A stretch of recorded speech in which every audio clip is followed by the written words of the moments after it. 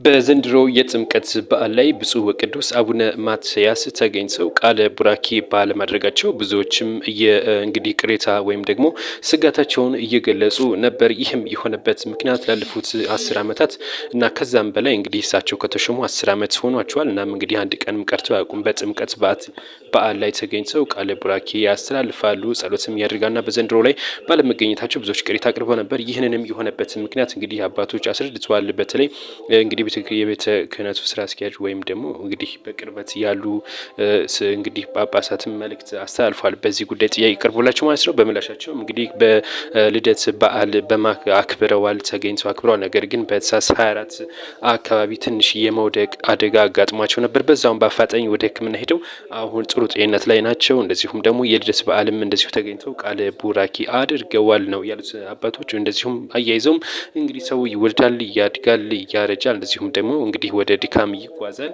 እናም እንግዲህ ከዚህ ጋር ተያይዞ እንግዲህ በመውደቅም እንደዚሁም ድካምም ጋር ተጫጭኗቸው ነው የቀሩት ሲሉ ነው እንግዲህ ያስረዱት ማለት ነው። አንዳንዶችም እንደዚሁ ምናልባትም ተቀይረው ይሆናል ለሚል ለቀረበለሽ አይደለም። አሁንም 6ኛው እንግዲህ ፓትርያርክ ናቸው። በስራቸው ላይ ነው የሚገኙት። አሁን በዊልቸር እየተገፉ እንግዲህ ስራቸውን እያከናወኑ በመልካም ጤንነት ላይ ናቸው። ነገር ግን እዛ ተገኝተው ይህንን እንግዲህ ጥሩ አቅም ላይ ስላልሆኑ ነው በጥምቀት በዓል ተገኝተው ቃለ ቡራኬ ማስተላለፍ ያልቻሉት ሲሉ ነው እንግዲህ የቤተ ክርስቲያኒቷ ዋና ኃላፊዎች ወይም ደግሞ ጳጳሳት እንግዲህ ይህን መረጃ አውጥተው ወይም ደግሞ ገልጸዋል ማለት ነው። ከዚህ ጋር ተያይዞ አሁን በመልካም ጤንነት ላይ ናቸው። እሳቸው እንግዲህ ከእድሜ መግፋት ጋር ካልሆነ በቀር ምንም አይነት ችግር የለባቸውም፣ በኃላፊነት ላይም እንዳሉ ነው እንግዲህ የገለጹት። ከዚህ ጋር በተያያዘ ግን ማህበረሰቡ ለእሳቸውም ጸሎት ማድረግ አለበት ሲሉ መልእክት አስተላልፏል።